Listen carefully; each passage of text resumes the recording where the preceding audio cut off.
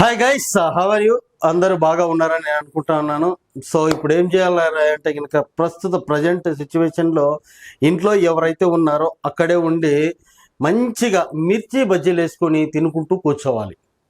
Yes, నేను చెప్పింది కరెక్టే.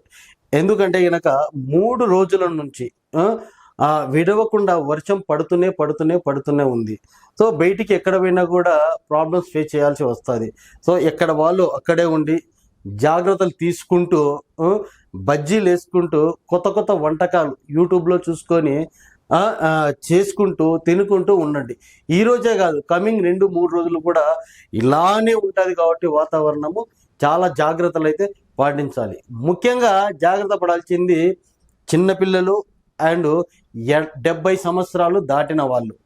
ఎందుకంటే 70 సంవత్సరాలు దాటిన వాళ్ళకి హ్యూమిడిటీ పవర్ తక్కువగా ఉంటుంది. కాబట్టి బయట వాతావరణం చాలా డిఫరెంట్గా ఉంది.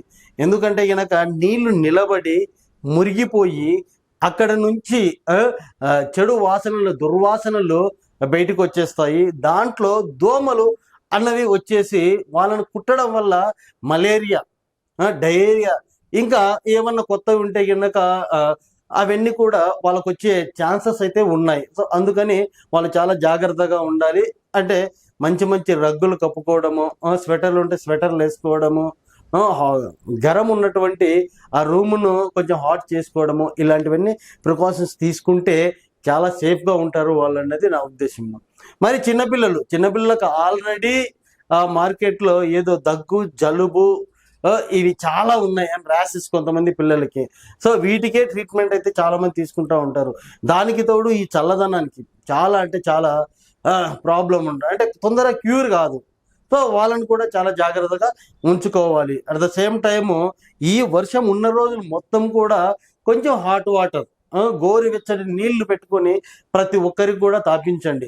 వాళ్ళకు రోగాలున్నా రోగాలు లేకున్నా కూడా ప్రతి ఒక్కరు కూడా ఈ విధంగా చేస్తే గనక ఆరోగ్యాన్ని అయితే గనక కాపాడుకోవచ్చు అన్నది నా ఉద్దేశం. మీరు కూడా అలానే చేస్తారని నేను అనుకుంటున్నాను. అండ్ బయటికి ఎవరైతే పోతున్నారో వాళ్ళందరూ కూడా చెట్ల కింద ఉండొద్దు. ఎందుకంటే గనక చెట్టు పైన ఆల్రెడీ వాటర్ నిలబడి స్టోర్ అయి ఉంటుంది. ఆ స్టోర్ అయిన దానికి గాలిలో ఏదైతే దుమ్ము ధూళిపోయి అక్కడ చేరింటుంది. ఆ చేరినప్పుడు ఈ వర్షపు నీళ్ళు ఉన్నప్పుడు ఆ దుమ్ము ధూళితో కూడుకున్నటువంటి వాటర్ మన మీద పడడం వల్ల అక్కడ ఫస్ట్ దద్దుర్లు వస్తాయి, తర్వాత గోకుడు అనేది స్టార్ట్ అవుతుంది. ఇంకా ఏమైనా అంటే సరౌండింగ్స్లో డిసీజెస్ ఉంటాయి కనుక ఆ డిసీజెస్ కూడా రావడానికి కారణం ఉంటుంది. కాబట్టి చెట్ల కింద నిలబడకుండా ఉండడానికి ప్రయత్నించండి. అండ్ ఇంకోటి ఏంటంటే కనుక ఓల్డ్ గోడలు ఉంటాయి, ఆ గోడల పక్కన నిలబడద్దు. ఎందుకంటే కనుక అవి శిథిలావస్థకు చేరుకుంటాయి. ఆల్రెడీ అక్కడ ఉన్నటువంటి ఆ గోడల పక్కన నిలబడినట్లయితే కనుక వర్షానికి నాని తడిచి మీద పడే ప్రమాదం ఉంది. సో ఆ ప్రమాదం నుంచి తప్పించుకోవడానికి దాని పక్కన ఉండకూడదు. అండ్ మెడికల్కి సంబంధించింది ఇంట్లో టాబ్లెట్స్ లేకుంటే కంపల్సరీ ఉండాల్సింది డోలో 65 అన్నది కంపల్సరీ, 650 అన్నది కంపల్సరీ పెట్టుకోండి. ప్రతి ఒక్కరు కూడా పెట్టుకోవాలి. ఇంకా కొన్ని పెయిన్ కిల్లర్స్ అయితే పెట్టుకోండి.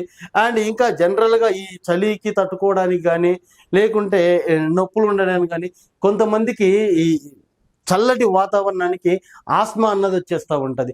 ఆస్మా అన్నది రాకుండా ఉండడానికి కూడా మీరు టాబ్లెట్స్ అయితే తెచ్చుకొని పెట్టుకుంటే బాగుంటుంది అన్నటువంటిది నా ఉద్దేశము.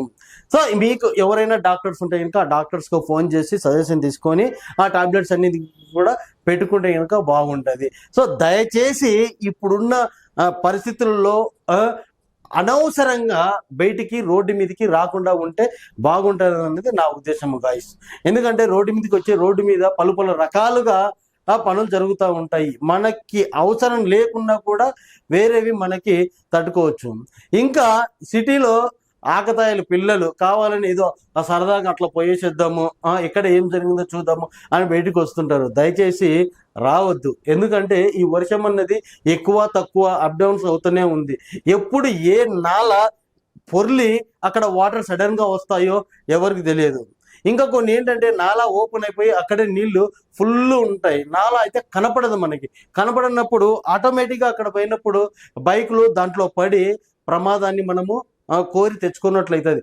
మనం ప్రీవియస్గా చాలా చూసినాము, బైకులు ఆ నాళాల్లో పడి కొట్టుకుపోవడం కూడా చూసినాము. సో గాయస్, ఇలా అంటే ఎన్నో ప్రికాషన్స్ తీసుకుంటే కానీ ఇప్పుడు ఉన్నటువంటి ఈ వర్ష పరిస్థితిలో నుంచి మనము ఆరోగ్యంగా బయటపడలేము. కాబట్టి ఎవరికి వారు స్వయంగా వాళ్ళకు తెలిసిన నాలెడ్జ్ ఎంత ఉంటే అంత నాలెడ్జ్ ప్రకారము వాళ్ళు ప్రికాషన్స్ తీసుకుంటే బాగుంటుంది అన్నది నా ఉద్దేశము.